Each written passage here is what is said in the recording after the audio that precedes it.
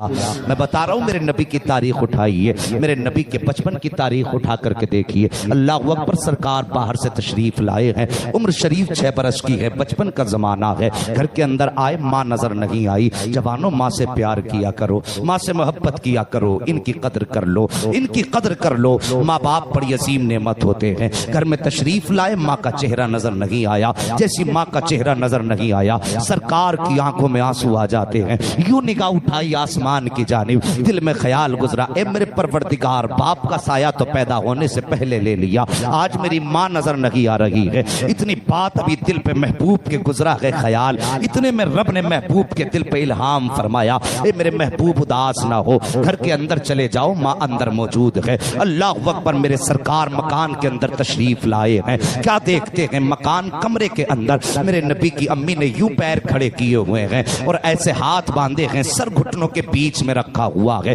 आक़ा करीम तशरीफ लाए, जैसे अंदर आए हैं, माँ आहिस्ता आहिस्ता हिचकी भर के आंसू बहा रही थी। अल्लाह अकबर, मेरे नबी ने माँ को रोते हुए देखा, आए और माँ के गले में यूं हाथ डाले हैं, अपने घुटने मुस्तफा ने जमीन पे रखे हैं और रखने के बाद इरशाद फरमाते हैं, माँ रो रही हो। इतना कहना था, तुमने भी देखा होगा जब कोई छुप के रोया करता है और उसके पीछे से कोई हाथ रख दे और कहते क्यों रो रहे हो, तो अब उसको लगता है कोई तसल्ली देने वाला आ गया है। फिर जब्त के बंधन टूट जाते हैं, फिर वो चीख मार के रोना शुरू कर देता है। जैसे मेरे नबी ने कहा था, माँ रो रही हो, इतना सुनना था, माँ के जब्त के बंधन टूट जाते हैं। जो दर्द हिचकियों में था आहों में बदल जाता है, जो दर्द सर्द आंख में था फिर वो चीखों में बदल जाता है। मेरे नबी ने अपनी माँ को सीने से लगाया। अब आलम यह था मेरे सरकार का, माँ को रोते हुए मेरे सरकार ने देखा है। आक़ा करीम अपने लबों को लेकर के गए और जाने के बाद मेरे सरकार ने अपने होठ माँ के होठ पे रख दिए हैं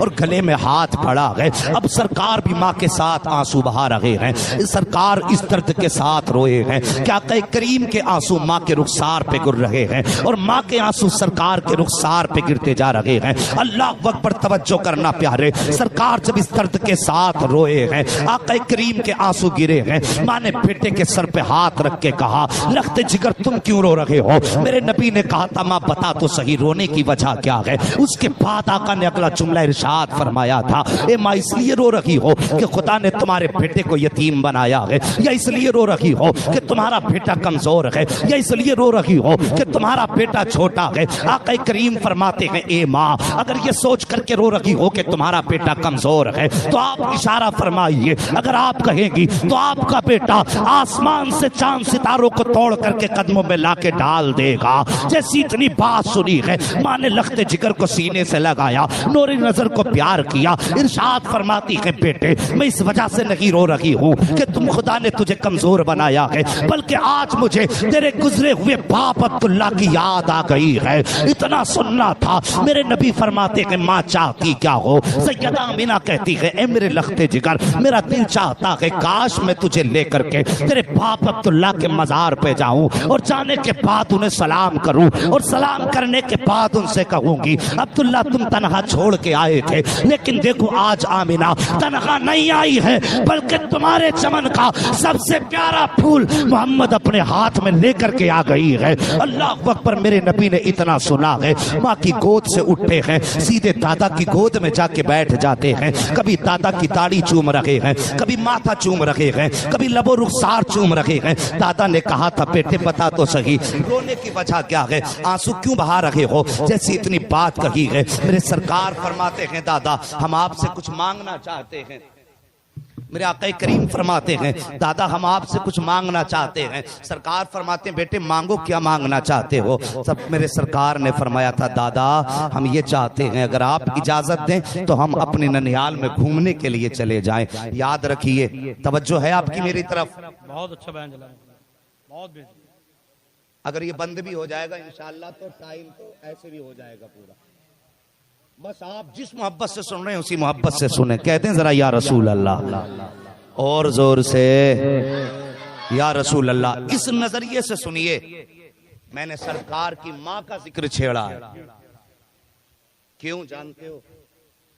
इसलिए छेड़ा है कि अगर कोई मेरी माँ की तारीफ करे मेरा कलेजा ठंडा होगा और कोई नबी की माँ की तारीफ करे, गुंबद खजरे वाले के सीने में ठंडक पड़ जाएगी। तवज्जो है? हाँ बोलो जरा सुभान अल्लाह।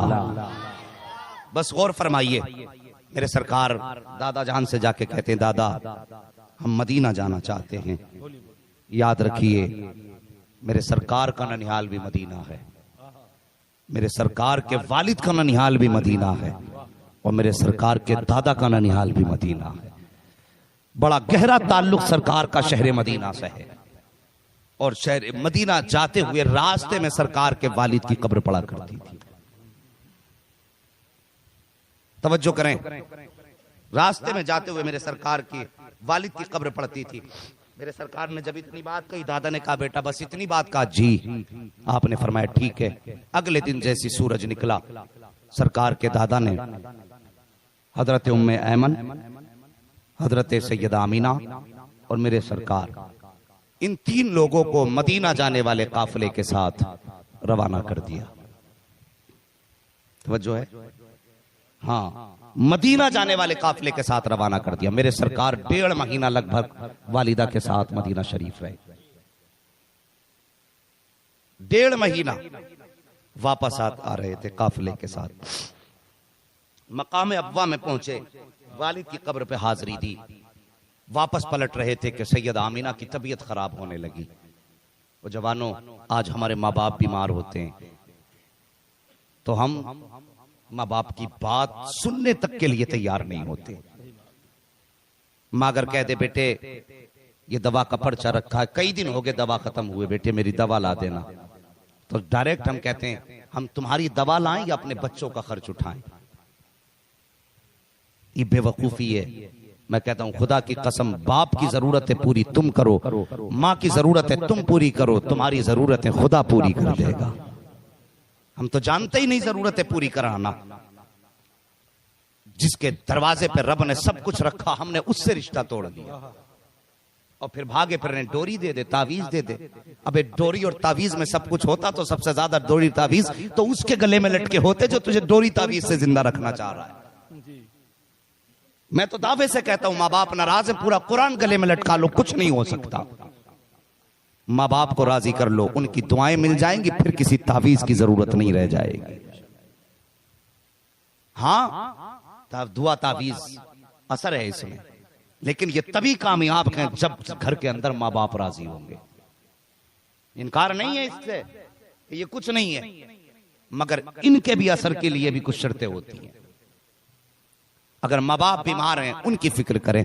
मेरे नबी की वालिदा की तबीयत खराब हुई, रास्ते में काफिले के साथ आ रहे हैं, तबीयत इतनी बिगड़ने लगी। जब तबीयत बिगड़ी तो हजरत हलीमा हजरत सैयदा आमीना कहती हैं, उम्मे ऐमन कहा जी सैयदा, का अब मुझसे सवारी पे बैठा नहीं जाता, कहना क्या चाहती हो? का काफिले से कह दो जरा ठहर जाए, कुछ देर आराम कर लें, जब तबीयत सही हो जाएगी फिर हम चलेंगे। काफिला ठहर गया। दोपहर का वक्त था। सरकार माँ के सर को गोद में लेकर के बैठे हैं। अल्लाह अकबर। वक्त गुजरता गया, शाम का वक्त करीब आने लगा। बजाय इसके कि तबीयत सुधरती, तबीयत बिगड़ती गई। तबीयत जब बिगड़ती गई, शाम का वक्त होने लगा, तब काफिले वालों ने कहा था, ए उम्मे ऐमन, सैयदा से पता करो, अगर ये साथ चलें तो हम ठहरते हैं, और अगर ये साथ ना जाएं तो फिर हमें जाने की इजाजत दे दो, ताकि हम अपने वक्त से अपना सफर कर सकें। जैसी काफिले ने इतनी जाने की बात कही, ये आवाज मेरे नबी के कानों से टकराई है। जरा सोचो तो सही, चारों तरफ जंगल है, दूर दूर तक किसी तबीब का पता नहीं है, एक 6 साल का बच्चा है, एक खातून उम्मे ऐमन है, और काफिला है कि जाने की बात कर रहा है, सूरज है कि छुपने लगा है, काफिला अपने सफर की तैयारियों में है। मेरे नबी ने माँ का चेहरा देखा, आंख में आंसू आ गए। माँ ने कहा, बेटे इन्हें जाने की इजाजत दे दो। जब काफिले को जाने की इजाजत मिली, काफिला जाने लगा। अल्लाह अकबर। 6 साल की उम्र मेरे सरकार की है। एक निगाह जाते हुए काफिले पे डाल रहे हैं, दूसरी निगाह छुपते हुए सूरज पे डाल रहे हैं, और माँ के सर को गोद में रख के मेरे नबी बैठे हुए हैं। जब तबीयत खराब होना शुरू हुई है, मेरे नबी माँ के बालों में हाथ डाल रहे हैं। फरिश्तों ने कहा था, या अल्लाह इजाजत दे दे, हम तेरे महबूब की माँ की खिदमत के लिए चले जाएं। कुरान जन्नत ने कहा था, रब इजाजत दे दे। रब ने फरमाया था, नहीं, मेरे महबूब का मामला है। अल्लाह अकबर। अब मंजर जरा मुलाहिजा कीजिए, काफिला चला जाता है, तबीयत बिगड़ने लग जाती है। अचानक हजरत हलीम, हजरत सैयदा आमीना अपनी आंखों को खोलती है और खोलने के बाद हजरत उम्मे ऐमन की तरफ देखती है और देखने के बाद इशारा करके बुलाया, कहा उम्मे ऐमन जरा करीब आ जाओ। हजरत उम्मे ऐमन करीब आई है। नबी की वालिदा ने अपने शहजादे का हाथ पकड़ा है और पकड़ने के बाद हजरत उम्मे ऐमन के हाथ में दे के कहा था, उम्मे ऐमन अब मैं दुनिया से जा रही हूँ, आज के बाद मेरे बेटे की जिम्मेदारी तेरे हवाले है। याद रखना जिन बच्चों की माएँ बचपन में चली जाती हैं वो बच्चे दीवार से लग के रोया करते हैं। याद रखना आज के बाद मेरा मोहम्मद दीवार से लग के न रोने पाए। अगर ये दीवार से लग के रोएगा तो आमीना की रूह तड़प जाएगी। इतना कहने के बाद आपने अपने शहजादे का हाथ उम्मे ऐमन के हाथ में दिया है और खुद आंसू बहा रही है। जैसी कुछ देर गुजरी है हजरत सैयदा आमीना ने यूं बाजू फैलाए हैं और फैलाने के बाद अपने बेटे की तरफ देखा और देखने के बाद फरमाया था, ए मेरे शहजादे मोहम्मद, आज से पहले तूने हजरत हलीमा सादिया से लोरियां सुनी है, उनकी बेटी सीमा से लोरियां सुनी है, उससे पहले तुमने सौबिया से लोरियां सुनी है। आज आखिरी बार अपनी माँ सैयदा आमीना से लोरियां सुन लो। ये कह के आवाज दी मेरे सरकार तोड़े हैं, माँ के सीने से लग जाते हैं। माँ ने शहजादे के आंसू पोंछे और इरशाद फरमाती है, मेरे शहजादे आंसू ना बहा, तेरी दुनिया में अजीम शान है, निराली शान है बेटे। जब तू पैदा हुआ था तो कोई आवाज दे रहा था और ये कह रहा था ये बच्चा बड़ी अजीम शान वाला है। आने वाले जमाने में इस बच्चे का रुतबा इतना बुलंद होगा कि सारा जमाना इस बच्चे का गुलाम बनाया जाएगा और इस बच्चे को सारे जमाने का इमाम बना दिया जाएगा। नारे तकबीर, नारे रिसालत, उलमा अहले सुन्नत, शाने मुस्तफा। फरमाया बेटे आंसू ना बहा। आप बातें करते करते बेहोश हो गई। मेरे नबी ने मां के सर को संभाला, गोद में रखा, एक हिचकी सैयदा आमीना ने ली और रूह कफ़स उनसरी से परवाज कर गई। जब मां का विसाल हुआ फरिश्तों में कोहराम मच गया। या अल्लाह ये क्या मामला है, बाप का साया तो पैदा होने से पहले ले लिया और अब माँ को भी 6 साल की उम्र में ले लिया। रब ने फरमाया मेरा महबूब है। फरिश्तों ने कहा या अल्लाह महबूबों के साथ तो ऐसा नहीं किया जाता। तो रब ने फरमाया फरिश्तों जो मैं जानता हूं वो तुम नहीं जानते। फरिश्तों ने कहा था या अल्लाह इस रात से पर्दा हटा दे, हमें भी बता। रब ने फरमाया मैंने माँ बाप का साया इसलिए ले लिया ताकि मेरे महबूब पे किसी का साया ना हो और सारे जमाने पे सिर्फ मेरे महबूब का साया होना चाहिए, इसलिए महबूब के सर से साया लिया। अल्लाह अकबर। मुहद्दिस देलवी फरमाते हैं जैसी माँ ने अपने होठ बंद किए, सांसें थमी, मेरे नबी ने अपना मुंह माँ के मुंह पे रखा और रो के कहा माँ और बोलो ना, माँ और बोलो ना। इतने में उम्मे ऐमन ने सरकार के कांधे पे हाथ रख के फरमाया बेटे जो चले जाते हैं वो बोला नहीं करते। मुहद्दिस देलवी फरमाते हैं 2 मरतबा उम्मे ऐमन ने कहा, सरकार ने फरमाया था माँ बोलो। फरमाते हैं अगर तीसरी मरतबा नबी कह देते माँ बोलो तो फरमाते हैं कि मलकुल मौत को रूह वापस करना पड़ जाती, सैयदा आमीना को उठ के बोलना पड़ जाता। जिंदाबाद नबी की शान है। अल्लाह अकबर। माँ का विसाल हुआ। उम्मे ऐमन बयान फरमाती जवानों जिनके माँ बाप दुनिया से चले गए कभी कब्रिस्तान भी चले जाया करो, कभी उनकी कब्रों पे भी चले जाया करो। मेरे नबी ने फरमाया जो जुमे के दिन अपने माँ बाप या माँ या बाप या किसी एक की कब्र पे जाएगा, मेरे नबी ने फरमाया हाजिरी देने जाएगा तो अल्लाह उसका नाम जन्नतियों के नाम में तहरीर फरमा देगा। जाया करो कब्रिस्तान, इसलिए कि वो तुम्हारा इंतजार करते हैं। ये अकीदा ये सोच न रखा करो वो मर गए तो मिट्टी में मिल गए। अगर वो मिट्टी में मिल जाते तो मेरा नबी जुमे के दिन जाने का हुक्म न देता। और सोचो जिसकी कब्र की मिट्टी देखने वाले को अल्लाह जहन्नमी है तो जन्नती बना देता है, तो सोचो जिसकी कब्र की मिट्टी देखने के इतने रुतबे बुलंद हो जाते हैं उसका चेहरा देखने में अल्लाह कितने रुतबे बुलंद फरमाता होगा। गौर किया करो इन बातों पर। सिर्फ मीठी बातें हजम नहीं, कभी कड़वी भी हजम किया करो।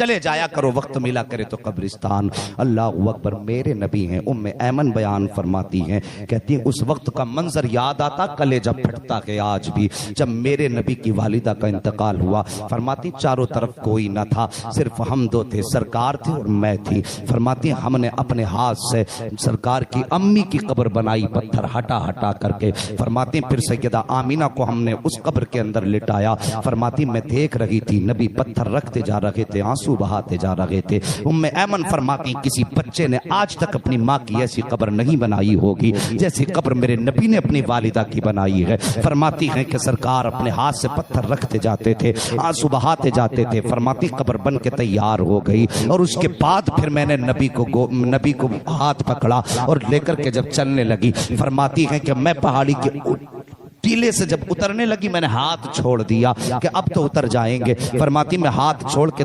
पहाड़ के दामन में आई, जब पीछे मुड़ के देखा तो सरकार का पता नहीं था। फरमाती मैं डर गई, मैं सोचने लग गई कोई जानवर तो नहीं ले गया, कहीं कोई परिंदा तो पकड़ के नहीं ले गया। फरमाती ये सोच करके मैं पीछे को दौड़ी। फरमाती जब मैं आई ना पहाड़ी की चोटी पर, फरमाती जब मेरी निगाह सरकार के ऊपर पड़ी तो कलेजा फटने लगा था। फरमाती मैंने देखा नबी माँ की कब्र से लिपट करके रो रहे थे। अल्लाह अकबर। उम्मे ऐमन फरमाती है मैंने ये मंजर देखा, कलेजा टुकड़े टुकड़े होने लगा था। मैं दौड़ करके गई, मैंने सरकार का हाथ पकड़ा, हाथ पकड़ के अपनी सवारी पर सरकार को बैठाया है और जब मक्के की तरफ लेकर के चली, मेरे सरकार मुड़ मुड़ के अपनी माँ की कब्र अनवर को देख रहे थे। फरमाती वो अजीब मंजर था जिस वक्त मेरा नबी मुड़ मुड़ के माँ के कदमों को देख रहा था। एक दिन था कि नबी अपने हाथ से माँ की कब्र बना रहे थे और कब्रिस्तान में जाने से रोकने वालों, कब्रों के निशान मिटाने की बात करने वालों, कभी नबी की जिंदगी भी उठा के देख लिया करो ताकि तुम्हारे मुंह पे ताला लग जाए। मेरे नबी फरमाते, हज़रत उम्मे ऐमन फरमाती हैं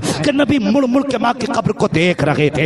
एक दिन वो था कि नबी माँ की कब्र बना करके आए हैं, फिर एक दिन वो आया है मेरे नबी ने ऐलान नबूवत फरमाया है, फिर यही मस्जिद नबवी है, इसी की दीवार से सरकार देख लगा करके बैठे हैं और सरकार के सर घुटनों पे रखा हुआ है, सरकार आंसू बहा रहे हैं। हजरत उमर फारूक आजम ने आके कहा था या रसूल अल्लाह, अगर किसी ने जबान चलाई हो तो जबान काट देंगे, अगर किसी ने आंख चलाई हो तो आंख को निकाल देंगे, अगर किसी ने हाथ चलाया होगा तो हाथ काट देंगे। सरकार बताइए तो सही, किसी ने तकलीफ पहुंचाई है तो अपने पास जवान बेटे मौजूद हैं, अपनी जिंदगियां लुटा देंगे, हुजूर तकलीफ नहीं होने देंगे। मेरे नबी ने फरमाया था उमर किसी ने तकलीफ नहीं दी है, किसी ने हाथ नहीं चलाया है, किसी ने आंख नहीं दिखाई है। तब हजरत उमर ने कहा था या रसूल अल्लाह, अगर किसी ने आंख नहीं दिखाई है तो बताइए रोने की वजह क्या है। मेरे सरकार फरमाते हैं उमर आज मोहम्मद को अपनी माँ की याद आ गई है, आज आमीना की याद आ गई है। तब उमर ने कहा था या रसूल अल्लाह, क्या आज भी आपको माँ की याद आया करती है। मेरे सरकार फरमाते हैं हाँ उमर, आज भी मुझे माँ की याद आया करती है। हजरत उमर ने कहा था आका बताइए तो सही क्या याद आती है। मेरे सरकार ने फरमाया था उमर, मेरा दिल ये कहता है काश आज मोहम्मद की माँ जिंदा होती, आज मेरी माँ होती, मेरे हुजरे के अंदर होती, मैं मस्जिद नबवी के मुसल्ले पे होता, नमाज पढ़ाता होता, कुरान की तिलावत करता होता। आहिस्ता से पर्दे के पीछे से एक आवाज आ जाती, फरमाते मेरे कान ये चाहते हैं काश मेरे हुजरे से आवाज आती और मेरी माँ आवाज दे के कहती बेटा मोहम्मद मेरी बात सुन जा। आका फरमाते हैं सहाबा जैसी मेरी माँ आवाज दे देती मैं नमाज तोड़ देता, मुसल्ला छोड़ देता, माँ की खिदमत में चला जाता। सहाबा ने कहा था हुजूर बंदगी छोड़ने के बाद बंदी की बारगाह में जाते, इबादत छोड़ने के बाद माँ की बारगाह में जाते। आका फरमाते हाँ वजह क्या है। तब नबी ने फरमाया था ए मेरे सहाबा सुन लो, नमाज तोड़ देता, मुसल्ला छोड़ देता,